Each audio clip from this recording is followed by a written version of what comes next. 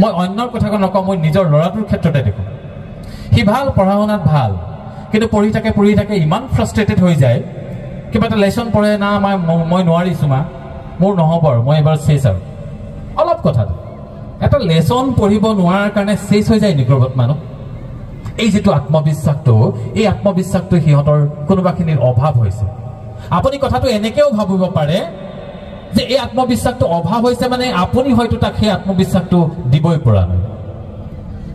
আমি আত্মবিশ্বাসটো দিব পৰা নাই হয়তো, আমি এনেকেও ভাবিব পাৰোঁ। গতিকে মই ছাত্ৰ ছাত্ৰীসকলক মই সদায় কওঁ যে আত্মবিশ্বাস ৰাখিবা, ইউ আৰ অল জিনিয়াছ। তোমালোক প্ৰত্যেকে একোটা জিনিয়াছ। তোমালোকে ইচ্ছা কৰিলে যিকোনো কাম কৰি দিব পাৰা, যিকোনো কাম কৰি দিব পাৰা।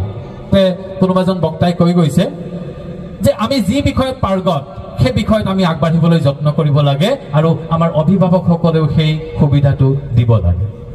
বাদ দে ফুটবল, বাদ দে পৰীক্ষা চেক পঢ়, তেনেকুৱা কথা নহয়। কাইলৈ পৰীক্ষা বুলি আজি মই টোপনি ক্ষতি কৰি কিয় পঢ়িব লাগে? মোৰ দেউতাই এটা কথা খুব কৈছিলে যে পৰীক্ষাৰ 3 দিন আগৰ পৰা তুমি নপঢ়িবা। আমি অৱশ্যে নপঢ়াকে থাকিব নোৱাৰিছিলোঁ, কাৰণ পৰীক্ষা যিমানে চাপি আহে আগডোখৰ সময়টো নপঢ়ো। যেতিয়া পৰীক্ষা চাপি আহে তেতিয়া আমাৰ অৱস্থা বেয়া হৈ যায়। এই ব্ৰেইনটোক অকণমান ৰেষ্ট দিব লাগে, কাৰণ গোটেই বছৰটো পঢ়ি মই কিবা কিবি ইয়াত সোমোৱাই থৈছোঁ। এইখিনি ওলাবলৈও ব্ৰেইনটোৰ এটা স্বাস্থ্যৱান হ'ব লাগিব, ব্ৰেইনটো শক্তিশালী হ'ব লাগিব, ৰিফ্ৰেছ হৈ থাকিব লাগিব। 8টা বজাত বা 9টা বজাত পৰীক্ষা, আৰু যদি মই 7 বজালৈকে মই পঢ়িয়ে থাকোঁ নিশাটো নোহোৱাকৈ টোপনি ক্ষতি কৰি, তেতিয়াহ'লে সেই ব্ৰেইনৰ পৰা মই ইয়াত গোটাই থোৱা বস্তুবিলাক যে ভালে ভালে ওলাই যাব আশা কম। গতিকে এই কথাটো আমি অকণমান গুৰুত্ব দিব লাগে। যি ল'ৰা ছোৱালী যি বিষয়ত পাৰ্গত সেই বিষয়ে আগবঢ়াই লৈ যাবলৈ চেষ্টা কৰিব লাগে। মই কোৱা নাই যে কোনোবাই ফুটবল খেলে কাৰণে তই ফুটবলে খেল, পঢ়া শুনা বাদ দে, এনেকুৱা কথাও কিন্তু নহয়। পঢ়া শুনাটো আমাক লাগিব। পঢ়া শুনাটো লাগিব কেলেই? পঢ়া শুনাটো লাগিব এইটো কাৰণেই, কাৰণ আমাৰ চিন্তা শক্তি বিকাশৰ কাৰণে লাগিব। মই এজন খুব ডাঙৰ মানুহ নহয়। বহুতে মোক সোধে, সকলো সভাতে কওঁ, যেতিয়া মোক এনেকুৱা শিশু সভাবিলাকলৈ লৈ যায়, বিভিন্ন কলেজলৈ মাতে, বিভিন্ন বিদ্যালয়লৈ মাতে, বহুতে মোক সোধে, ছাৰ আপুনি কোন কলেজত কৰে? মই সদায় কওঁ মই এজন LP স্কুলৰ মাষ্টৰ। মই এজন LP স্কুলৰ মাষ্টৰ বুলি নকলেও হয়। এই ছাৰৰ ৰুমত বহি থাকোঁতে মোক কোনোবাই সুধিছে কোন স্কুলত কৰে? মই প্ৰাথমিক বিদ্যালয়ত কৰোঁ। বহুতে আচৰিত হয়, প্ৰাথমিক বিদ্যালয়ত কৰে আপুনি? ঠিক আছে ঠিক আছে। তাৰমানে প্ৰাথমিক বিদ্যালয়ত কৰে আপুনি? কিয় প্ৰাথমিক বিদ্যালয়ত কৰি মই কি বক্তৃতা দিব নোৱাৰোঁ নেকি? প্ৰাথমিক বিদ্যালয়ত চাকৰি কৰি মই কি আপোনাক অনুপ্ৰাণিত কৰিব নোৱাৰোঁ নেকি? পাৰোঁ, নিশ্চয় পাৰোঁ। আজি জুবিন গাৰ্গ এজন সাধাৰণ ছিংগাৰ আছিলে এটা সময়ত। সেই জুবিন গাৰ্গ ভগৱানৰ পৰ্যায়লৈ উন্নীত হৈ গ'ল। আপুনি ভাবকচোন কেনেকৈ উন্নীত হ'ল। গতিকে পঢ়া শুনাই সকলো কথা নহয়। মই আকৌ কৈছোঁ সেইবুলি নপঢ়িবলৈ মই নাই কোৱা, কিন্তু পঢ়া শুনাটো লাগিব। পঢ়া শুনাটোৱে আমাক চিন্তা কৰিবলৈ শিকায়। পঢ়া শুনাই আমাক চিন্তা কৰিবলৈ শিকায়। মই কি কৰিম, কেনেকৈ কৰিম, এই চিন্তাখিনি পদ্ধতিগতভাৱে চিন্তা কৰিব পাৰোঁ শক্তিটো পঢ়া শুনাই দিয়ে। সেইকাৰণেহে আমি পঢ়া শুনা কৰিব লাগে। গতিকে ছাত্ৰ ছাত্ৰীসকলক কৈছোঁ, তোমালোকে কেতিয়াও হতাশ নহবা। মোৰ দৰে মটিভেশ্যনেল স্পিকাৰ ইয়াত মাতি আনিবলৈ কোনো প্ৰয়োজন নাই। তোমালোক নিজে নিজে মটিভেটেড হৈ থাকা, সেলফ মটিভেটেড হোৱা, আৰু নিজৰ কৰিবলগীয়া কামবিলাক নিয়মিতভাৱে কৰি গৈ থাকা। দেখিবা তুমি যি আশা কৰিছা সেয়া এদিন তোমাৰ সন্মুখত হাজিৰ হ'ব। কিন্তু নিয়মীয়াকৈ, মই আকৌ কৈছোঁ, নিয়মীয়াকৈ নিজৰ কামবিলাক পদ্ধতিগতভাৱে কৰি গৈ থাকিবা। হৰিণাই কিমান স্পীডত দৌৰিব পাৰে জানো নেকি আমি? হৰিণা পহুৱে 1 ঘণ্টাত 98 কিলোমিটাৰ দৌৰিব পাৰে। 98 কিলোমিটাৰ/আৱাৰ। হৰিণাই 98 কিলোমিটাৰ/আৱাৰ দৌৰিব পাৰে। আৰু সিংহই 58 কিলোমিটাৰ/আৱাৰ দৌৰিব পাৰে। আপোনালোকৰ মনলৈ এই প্ৰশ্নটো অহা নাইনে যে হৰিণাই যদি 98 কিলোমিটাৰ দৌৰিব পাৰে প্ৰতি ঘণ্টাত, আৰু সিংহই যদি 58 কিলোমিটাৰহে দৌৰিব পাৰে প্ৰতি ঘণ্টাত, তেতিয়াহ'লে সিংহই খেদি গৈ হৰিণাটো কেনেকৈ ধৰে? এইটো এটা ভাবিবলগীয়া কথা। সিংহৰ যিটো স্পীড, সেই স্পীডটোত এটা সিংহ গৈ এটা হৰিণা ধৰিবই নোৱাৰে, কিন্তু তথাপি ধৰে। এইটো কাৰণেই ধৰে কাৰণ সেই হৰিণাটোৰ আত্মবিশ্বাস কম থাকে। সিংহ এটাই যেতিয়া খেদে সেই হৰিণাটোৱে ধৰিয়ে লয় যে মোক সিংহটোৱে ধৰিবই, ধৰিব বুলি ধৰি লয় আৰু সেইকাৰণে তাৰ স্পীডটো কমি যায়। একো কথা চিন্তা নকৰি হৰিণাটো যদি কেৱল দৌৰিয়ে থাকে কোনো সিংহই সেই হৰিণাটোক ধৰিব নোৱাৰে। গতিকে আমি নিজৰ যিটো স্পীড সেই স্পীডটো মেইনটেইন কৰিব লাগে। আজি মাহীৰ বিয়া আছে, আজি নপঢ়ো, আজি অমুক অনুষ্ঠান আছে, আজি নপঢ়ো, এইকেইদিনটো পঢ়াই নহ'ব চাগে, আমুকত ফাংচন আছে, ভাওনা সমাৰোহ আছে, শিক্ষাৰ্থী সমাৰোহ আছে, ভাওনা আছে বুলি কোনেও কেতিয়াও নপঢ়াকে নাথাকিবা। নিজৰ যিটো কাম সেইটো কাম সদায় কৰিবা। মই সেইটো নিয়মীয়া হোৱাৰ কথা কৈছো। গতিকে ছাত্ৰ ছাত্ৰীসকলক মই বেলেগ একো উপদেশ নিদিওঁ। নিজৰ আত্মবিশ্বাসটো সবল ৰাখিবা যে এই কামটো মই কৰিব পাৰিম আৰু নিজক চিনি পাবা। মই সদায় কৈ থাকো ইউ আৰ অল জিনিয়াছ। তোমালোকৰ প্ৰত্যেকৰে মাজত সেই শক্তিটো আছে সাংঘাতিক কিবা এটা কৰিব পৰা, কিন্তু তুমি বুজা নাই, তুমি চিনি পোৱা নাই নিজক। সেইকাৰণে তুমি ভাবি থাকা মইনো আৰু ক'ত ফাৰ্ষ্ট হ'ব পাৰিম, বিতুপন ইমান চোকা, দেখা নাই সি কিমান চোকা। নহয়, তুমিও চোকা, খালি তুমি তোমাৰ ৰূপটো তুমি দেখা নাই, তুমি তোমাক বুজা নাই। সেইকাৰণে তুমি বিতুপনক সদায় আগবাঢ়িবলৈ দি নিজে পিছত থাকিবলৈ চিন্তা কৰা। গতিকে সেই হৰিণাটোৰ নিচিনা নহবা, আত্মবিশ্বাসী হবা, নিজক সদায় চিনি পাবা। এটা সাধু মই সকলোতে কওঁ, বহুত পুৰণা হৈ গৈছে মোৰ মুখত সাধুটো, তথাপি মই সকলো সভাতে কওঁ, কাৰণ এই সাধুটো বহুত এটা ইম্পৰ্টেণ্ট সাধু। এবাৰ এটা সিংহ পোৱালিৰ জন্ম হ'ল আৰু জন্ম হৈয়ে সেই সিংহ পোৱালিটোৰ মাকজনী মৰি থাকিল। সিংহ পোৱালিটোৰ মাকজনী মৰি থাকিল। ওচৰতে এজাক ভেড়া চৰি আছিলে। সেই ভেড়াবিলাকে ভাবিলে সেই বেচেৰাটো জন্ম হৈ মাকজনী মৰি গ'ল, এটা কাম কৰো, ইয়াক আমাৰ মাজলৈকে লৈ আনো, আমি এটা গাখীৰ খুৱাই মেলি যেনে তেনে ডাঙৰ কৰিম। সেইবুলি ভেড়াখিনিয়ে সিংহটোক ভেড়াৰ মাজলৈ লৈ গ'ল আৰু সেই ভেড়াৰ গাখীৰ খাই, ভেড়াৰ লগতে থাকি ঘাঁহ খাই সিংহটো ডাঙৰ হ'ল। সিংহই ঘাঁহ খায় নেকি? নাখায়, কিন্তু সেইটো সিংহই খাইছিলে, কাৰণ সি সৰুৰ পৰা কি ঘাঁহ খুৱাই দেখিছে। গতিকে ঘাঁহ খাই, ভেড়াৰ গাখীৰ খাই সেই সিংহটো লাহে লাহে ডাঙৰ হৈ আহিল। এদিন প্ৰকাণ্ড সিংহ এটাই সেই ভেড়াজাকক খেদি গ'ল আৰু সিংহটোৱে খেদি যোৱাৰ লগে লগে সেই ভেড়াজাক দৌৰিছে, বেগাই দৌৰিছে। সিংহ গৈছে, ভেড়া দৌৰিছে, সিংহই খেদিছে, ভেড়া দৌৰিছে। দৌৰি থাকোঁতে সিংহটোৱে দেখিলে, আৰে এই ভেড়াজাকৰ মাজত দেখোন সিংহ পোৱালি এটাও আছে, ই বেটা কিয় দৌৰিছে? সিটো দৌৰিব নালাগে, কাৰণ সি সিংহৰ পোৱালি। এই কথাটোৱে সেই সিংহটোৰ ঘূৰাই দিলে। কি হৈছে কথাটো? সিংহ পোৱালিটো কিয় দৌৰিছে? তেতিয়া আৰু এই সিংহটোৱে চিকাৰৰ কথা বাদ দিলে, একদম তীব্ৰ বেগত গৈ সিংহৰ পোৱালিটো থাপ মাৰি ধৰিলে, বোলে ঐ তই কিয় পলাইছ? তেতিয়া সিংহ পোৱালিটো, আৰে নপলাম কিয়, আপুনি যেনেকে বোলে খেদি আনিছে আমাক। আৰে মই ভেড়াৰ জাকটোকে খেদিছো, তই কি ভেড়া নেকি? সি কৈছে মইতো ভেড়াই হয়। তই ভেড়া নহয়, তই সিংহ হয়।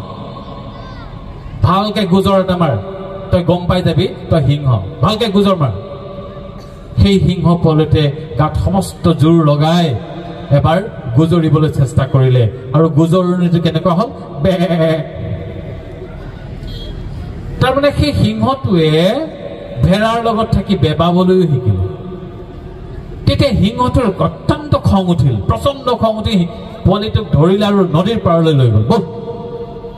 নদীৰ পাৰত নি নদীৰ পানীত তাৰ প্ৰতিচ্ছবি দেখুৱালে, চা তই কোন হয়, তোৰ চেহেৰাটো মোৰ লগত মিলে নে নিমিলে? তেতিয়া পোৱালিটোৱে চাইছে, আৰে হয়তো আপোনাৰ লগততো মোৰ চেহেৰাটো মিলে, তাৰমানে মই সিংহ। বোলে হয়তো, মইতো অথনিৰ পৰা তোক সেই কথাটোকে কৈ আছো, তই সিংহ। এতিয়া প্ৰকাণ্ড গুজৰণি এটা মাৰ। আৰু তেতিয়া সেই সিংহ পোৱালিটোৱে এনেকৈ গুজৰিবলৈ যত্ন কৰিলে যে গোটেই হাবিখন তাৰ গুজৰণিত কঁপি উঠিল। আৰু সেই দিনাৰ পৰা সেই সিংহটোৱে নিজকে কেতিয়াও ভেড়া বুলি ভবা নাই, সিংহ বুলি ভাবিবলৈ আৰম্ভ কৰিলে।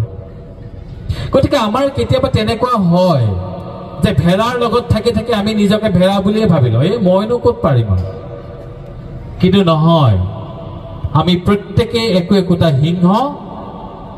গতিকে আমি সিংহৰ দৰে আচৰণ কৰিব লাগিব, সিংহৰ দৰে ভাবিব লাগিব। মই ছাত্ৰ ছাত্ৰীসকলক কৈছোঁ, আজিকালি মাক দেউতাকবিলাকৰ চিন্তা হয় ল'ৰা ছোৱালীৰ সংগত পৰি বেয়া হয়। হয়, সংগত পৰি বেয়া হোৱা আমি বহুত ল'ৰা ছোৱালী দেখিছোঁ। বহুত মাকে বহুত দেউতাকে ল'ৰা ছোৱালীক ঘৰৰ পৰা বাহিৰ হৈ যাবলৈ দিয়ে, নালাগে থ। অ' মা আজি ইহঁতৰ লগত ভাওনা চাবলৈ নালাগে থ। অ' মা আজি খেল নালাগে থ। তাৰমানে মাক দেউতাকসকলে এনেকৈ ভাবে যে তাৰ লগৰ ল'ৰা ছোৱালীৰ লগত ওলাই গ'লে ল'ৰাটো নষ্ট হৈ যাব, ছোৱালীজনী নষ্ট হৈ যাব, গতিকে কোনো বন্ধু বান্ধৱীৰ লগত যাবলৈ নিদিয়ে। কিন্তু জীৱনটো এনেকেও নচলে। এই পেঞ্চিলৰ লগত এই ৰবৰডাল বন্ধু হিচাপে থাকে কাৰণেই পেঞ্চিলডালে চিন্তা নকৰে, ভুল হ'লেও ৰবৰডালে শুধৰাই দিব। পেঞ্চিলডালৰ লগত এই ৰবৰডাল বন্ধু হৈ থাকে কাৰণে পেঞ্চিলৰ চিন্তা নাই।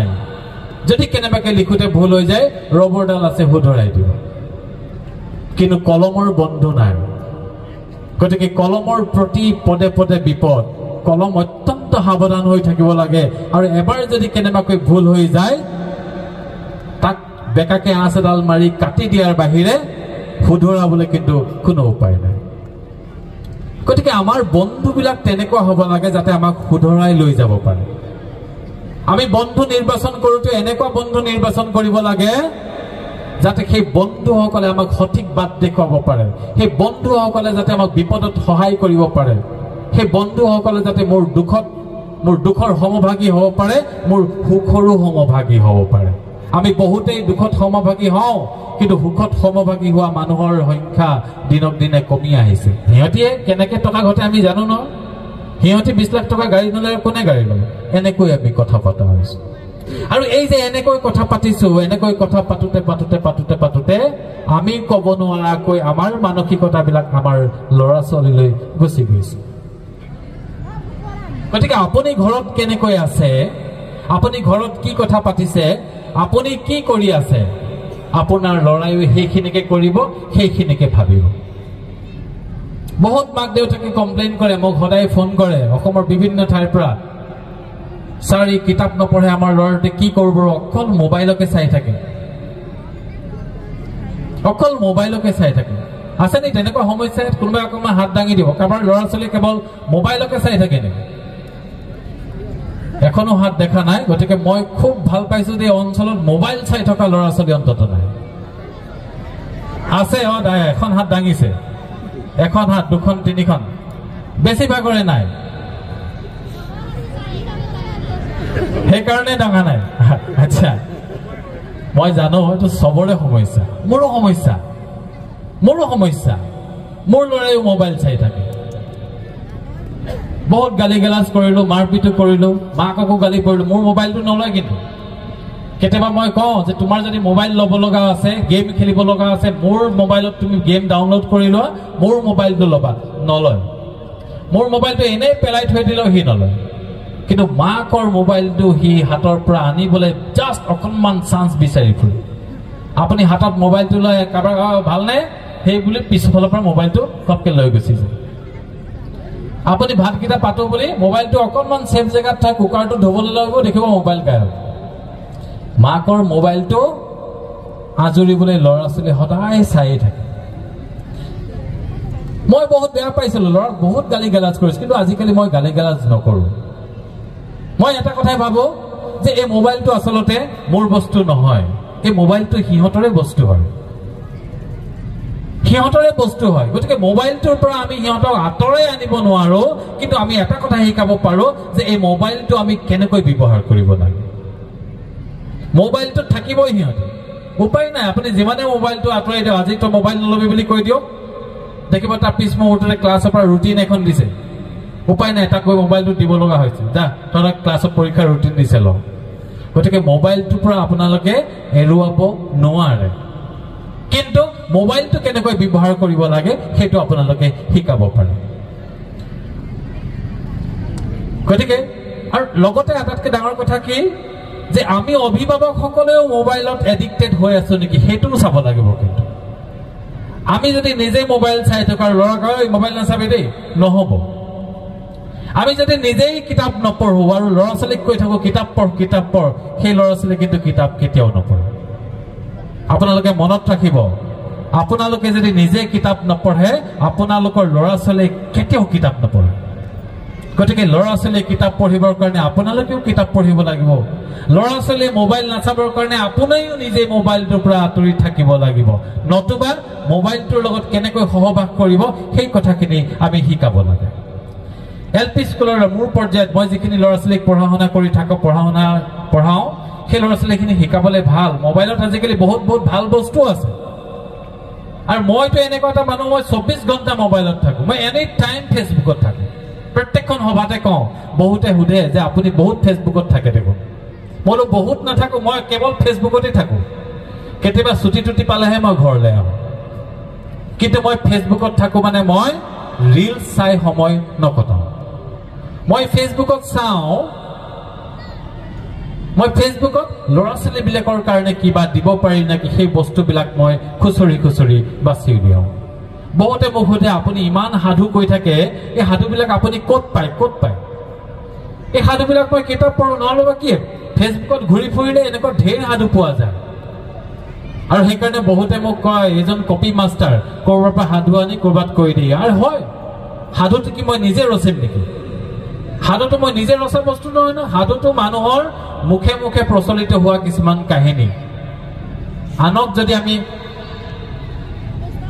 যে কওঁ যে আপুনি আনৰ সাধু কৈছে মইতো আনৰে সাধু কৈছো কিন্তু মই সাধুটো শুনিলো দেউতাৰ মুখৰ পৰা আইৰ মুখৰ পৰা বা আইতাৰ মুখৰ পৰা সেই সাধুটোকে মই যদি মোৰ সন্তানক কৈ যদি মোৰ সন্তানটো ভাল কৰিব পাৰো সেই সাধুটো কোৱাত মোৰ কি আপত্তি আছে গতিকে আপোনালোকেও সাধু ক'ব আৰু ল'ৰা ছোৱালীক অকণমান সময় দিব মোৰ জীৱনৰ আটাইতকৈ ডাঙৰ আক্ষেপ যে মোৰ ল'ৰা আকৌ কৈছো হায়াৰ ছেকেণ্ডেৰী ছেকেণ্ড ইয়েৰ পাই গ'ল মোৰ এটাই কিন্তু দুখ তাক মই সময় বহুত কমকৈ দিম গতিকে আপোনালোকে সময় দিব সিহঁতৰ সুখ দুখ একেলগে ভাত খাবলৈ ল'ব আজিকালি আমাৰ ঘৰবিলাকত একেলগে ভাত খোৱাৰ নিয়মটো নাইকিয়া হৈ গ'ল আমাৰ দিনত আছিলে ভাত খাব হ'ল বুলি ক'লে গোটেই চাৰিওফালে পাকঘৰত পীৰা পাৰে আমি চবেই একেলগে খাওঁ আজিকালি ভাগে ভাগে খাই ডাইনিং টেবুলত বাঢ়ি থৈ দিয়ে টুকুৰিৰে ঢাকি থৈ দিয়ে টুকুৰি কিনি আনে প্ৰত্যেকৰ কাৰণে প্লাষ্টিকৰ টুকুৰি পাই বিশাললৈ গ'লে কিনি আনে কেলে কিনি আনে ভাত ঢাকিবৰ কাৰণে কিনি আনে গতিকে আজিকালি আমাৰ পৰিয়ালবিলাকত ভাত ঢাকিবলগীয়া হৈছে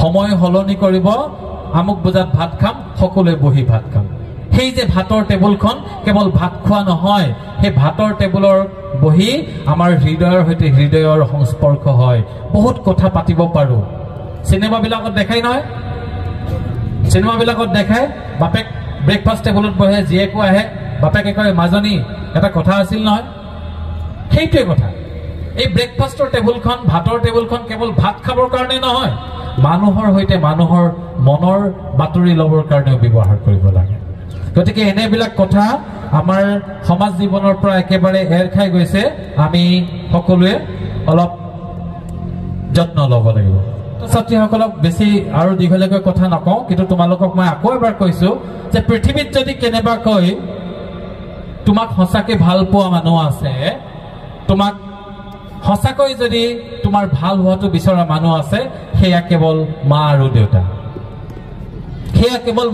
দেউতা গতিকে মা আৰু দেউতাৰ প্ৰতি কেতিয়াও অসন্মান নকৰিবা মা দেউতাক একো নাজানে বুলি নাভাবিবা বহুতে ভাবে মাক দেউতাক নপঢ়া নুশুনা মানুহ লৰাই 2-1 শ্ৰেণী পঢ়িলে তাৰপিছত মাহঁতক ধমকি দিয়ে মাহঁতক মনে মনে থাকচোন কেলে মাজত মাতি দিওঁ মা দেউতাই হয় পঢ়া শুনা নাথাকিব পাৰে কিন্তু সেই মা দেউতাক অভিজ্ঞতাই বহুত চহকী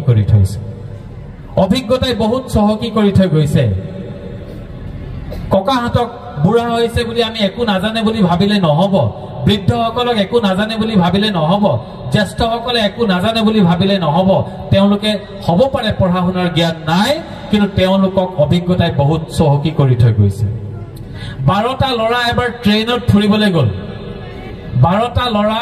ফুৰিবলৈ গ'ল এঠাইলৈ যাওঁতে একদম ফূৰ্তি ফাৰ্তা কৰি গৈছে সিহঁতি ট্ৰেইনত গান চান গাই গৈছে আৰু সেই ফূৰ্তি ফাৰ্তাৰ সীমাটো চেৰাই গ'ল এটা সময়ত ভাবিলে ট্ৰেইনৰ চেইনডাল টানি চাওঁ নেকি হ'ব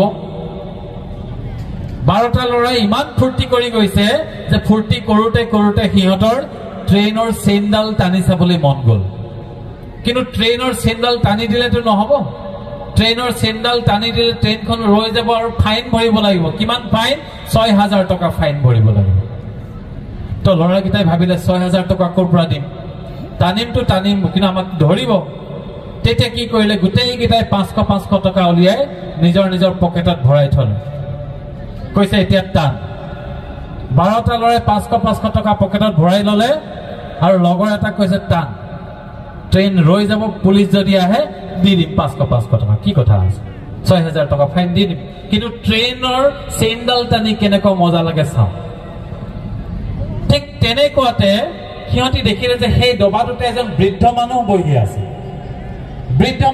বহি আছে তেতিয়া এজনে ক'লে কানে ফুচফুচে যে এটা কাম কৰোঁ আমি পইচাও ভৰিবলগীয়া নহয় প্ৰথমে আমি চেণ্ডাল টানি দিওঁ আৰু তাৰপিছত যেতিয়া টিটি আহিব পুলিচ আহিব আমি কৈ দিম যে বুঢ়াজনে টানিলে আমি নাই টানা বুঢ়া মানুহটো অকলশৰীয়া বেচেৰা একো নেজানেও গতিকে আমি বুঢ়াজনৰ বদনাম দি দিম বুঢ়াজনক যি কৰে আমাৰ কি আহে যায় এই বুলি কৈ ট্ৰেইনৰ চেণ্ডাল দিলে টানি এটা বিকট শব্দ এটা কৰি ট্ৰেইনখন ৰৈ গ'ল বিকট শব্দ কৰে বুলি মই এই কাৰণে কৈছো কাৰণ ট্ৰেইনৰ চেইন ময়ো টানি পাইছো মই এবাৰ মাদ্ৰাজৰ চেন্নাইৰ পৰা আহি থাকোঁতে ডবাত পানী নথকাৰ কাৰণে এখন ট্ৰেইনৰ চেইন টানি ট্ৰেইন ৰখাই দিছিলোঁ মই তেতিয়াহে জানো ট্ৰেইনৰ চেইনডাল টানি দিলে সাংঘাতিক কিবা এনেকুৱা শব্দ এটা হয় আৰু ট্ৰেইনখন ৰৈ যায়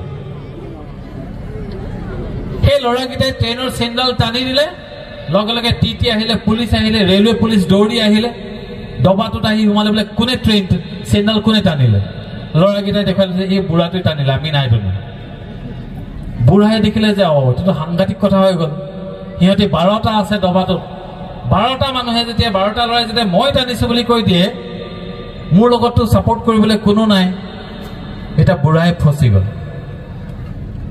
পুলিচে সুধিছে আপুনি চেইনডাল কিয় টানিলে তেতিয়া বুঢ়াই ক'লে যে চেইনডাল হয় ময়ে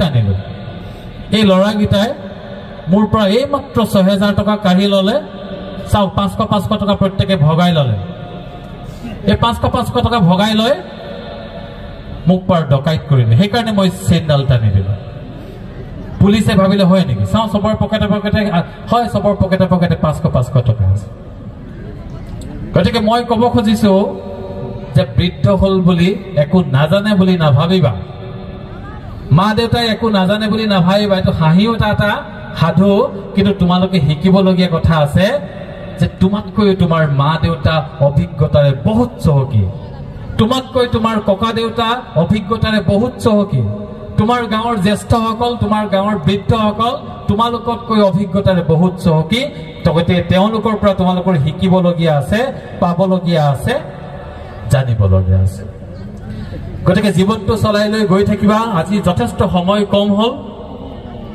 কেতিয়াবা আকৌ সুবিধা পালে আকৌ গালি লৈ আহিম তোমালোকৰ সৈতে আপোনালোকৰ সৈতে কথা পাতিম নিজৰ কাম খালি কৰি যাব লাগে মানুহে সমালোচনা কৰিবই আপোনাক ভাল বুলি কোৱা মানুহ যিমান আছে বেয়া বুলি কোৱা মানুহো সিমানে আছে আপুনি নাভাবিব যে মোক কেৱল মানুহে বেয়া বুলিহে কয় নহয় ভাল বুলি কোৱা মানুহো আছে কিন্তু বেয়া মানুহখিনিকে আমি বাৰে বাৰে দেখি থাকোঁ আৰু সেইকাৰণে আমি হতাশ হৈ যাওঁ আমাক ভাল পোৱা মানুহো বহুত আছে জুবিনক আমি সকলোৱে ভাল পাইছিলোঁ কিন্তু ইমান ভাল পাইছিলোঁ বুলি তেওঁৰ মৃত্যুৰ পাছতহে গম পালোঁ জুবিন গাৰ্গক আমি সকলোৱে ভাল পাইছিলোঁ সাধাৰণতে ভাল পাওঁ জুবিন গাৰ্গক ভাল পাওঁ কিন্তু জুবিন গাৰ্গক যে ইমান বেছি ভাল পাওঁ তেওঁৰ মৃত্যুত যে মানুহে ফেকুৰি কান্দিব পাৰে সেই কথা আমি তেওঁৰ মৃত্যুৰ পাছতহে গম পাইছিলোঁ গতিকে সমালোচনা মানুহে কৰিবই সমালোচনা কৰাৰ কাৰণে কেতিয়াও থমকি ৰ'ব নালাগে একেবাৰে শেষত মই এটা সাধু কৈ মোৰ আজিৰ বক্তব্য সামৰণি মাৰিম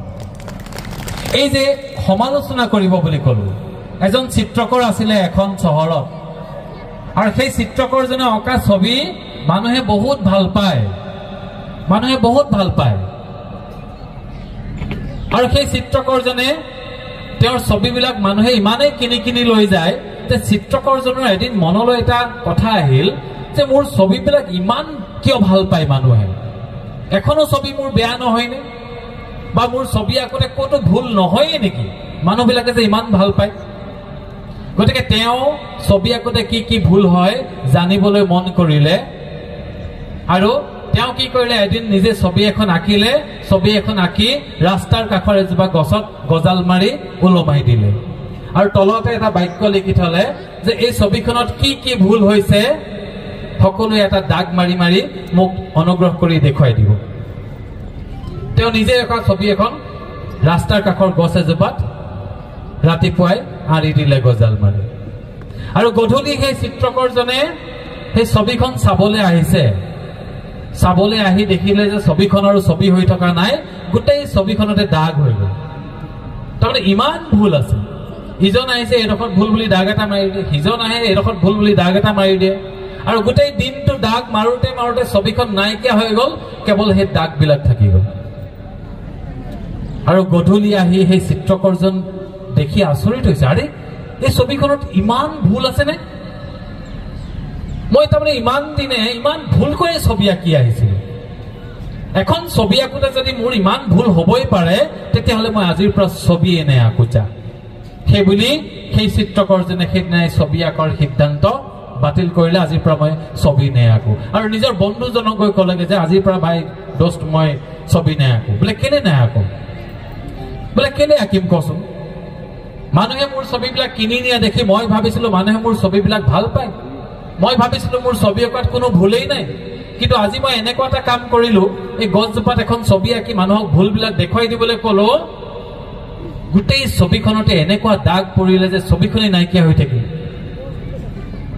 তেতিয়া সেই বন্ধুজনে ক'লে ভাই ভুল দেখুৱাই থকা মানুহ সমাজত ঢেৰ আছে ভুল দেখুৱাই থকা মানুহ সমাজত ঢেৰ আছে আচ্ছা ঠিক আছে তই ছবি আঁকিব নালাগে বাৰু কিন্তু লাষ্ট এটা মই কোৱা মতে কাম এটা কৰিছা বোলে কি কাম তই আকৌ এখন ছবি আঁক আৰু সেই ছবিখন আকৌ তই সেই একেজোপা গছতে গজাল এটা মাৰি ওলমাই দে ৰাতিপুৱা আৰু তলত লিখি দিবি এই ছবিখনত কি কি ভুল আছে অনুগ্ৰহ কৰি শুধৰাই দিয়কচোন এনেকৈ লিখি দিবি বোলে তেতিয়া কি হ'ব বোলে কি হ'ব মই কৈ আছো তই প্ৰথমতে কামটো কৰচোন আৰু সেই চিত্ৰকৰজনে এখন ছবি আঁকি সেই একেজোপা গছতে একেধৰণে গজাল মাৰি ওলমাই দিলে আৰু তলত লিখি দিলে যে এই ছবিখনত কি ভুল আছে অনুগ্ৰহ কৰি শুধৰাই যাব